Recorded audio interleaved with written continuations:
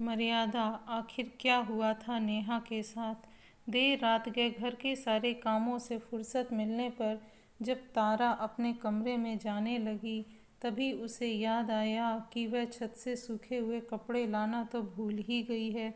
बारिश का मौसम था, आसमान साफ था, तो उसने कपड़ों के अलावा घर भर की चादरें भी धोकर छत पर सुखाने डाल दी थीं। एक बार तो मन हुआ कि सुबह ले आऊंगी, लेकिन फिर ध्यान आया कि अगर रात में कहीं बारिश हो गई तो सारी मेहनत बेकार चली जाएगी। फिर तारा छत पर चली गई।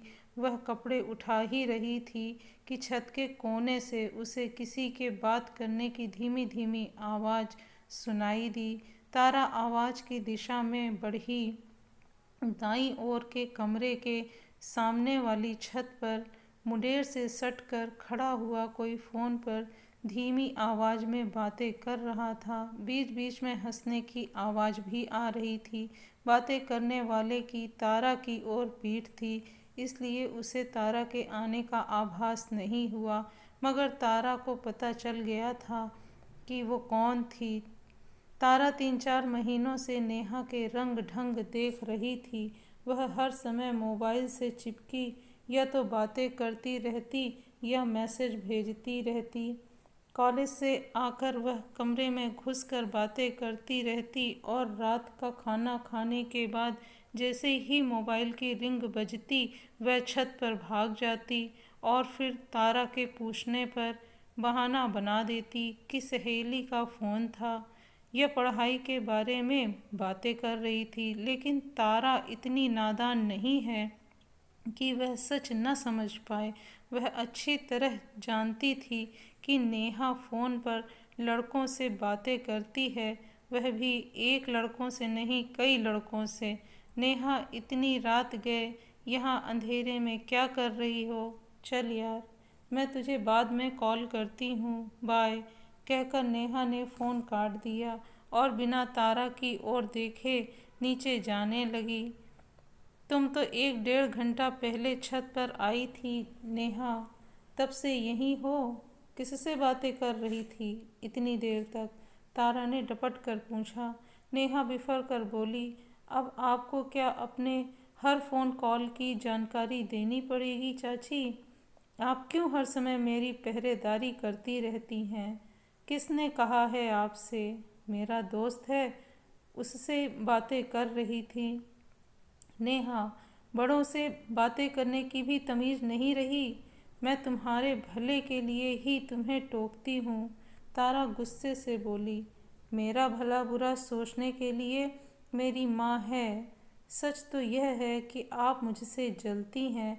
आपकी बेटी मेरे जितनी सुंदर नहीं है।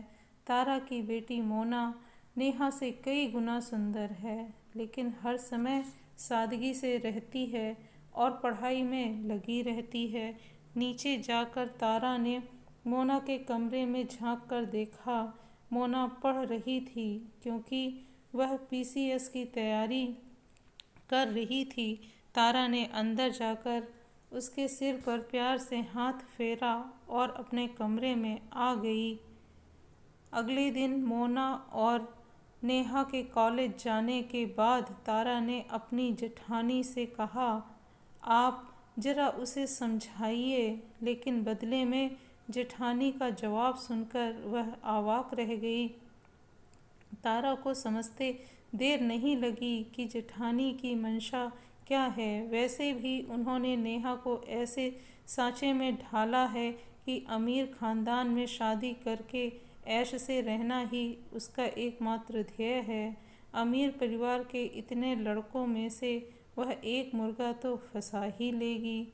एक दिन तारा ने नेहा के हाथ में बहुत महंगा मोबाइल देखा तो उसका माथा ठनका।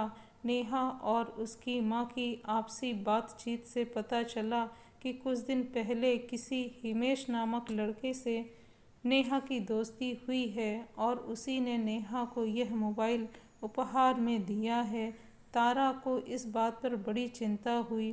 कुछ ही दिनों की दोस्ती पर कोई किसी पर इतना पैसा खर्च कर सकता है, यह बात उसके गले से नहीं उतर रही थी। उसने अपने पति कुणाल से बात की। तो कुणाल ने कहा, मैं भी धीरज भैया से कह चुका हूँ, लेकिन तुम तो जानती हो वे भाभी और बेटी के सामने खामोश रहते हैं। तुम जबरन तनाव मत पालो, मोना पर ध्यान दो। अगले कुछ महीनों में तो नेहा अक्सर हिमेश के साथ घूमने जाने लगी। कई बार रात में पार्टियां अटेंड करके देर से घर आती। उसके कपड़ों से महंगे विदेशी परफ्यूम की खुशबू आती। कपड़े दिन पर दिन कीमती होते जा रहे थे। तारा ने कभी मोना और नेहा में भेद नहीं किया था, इसलिए उसके भविष्य के बारे में सोचकर उसके मन में भय की लहर दौड़ जाती, पर वह मन मसोस कर मर्यादा का अंश अंश टूटना देखती रहती।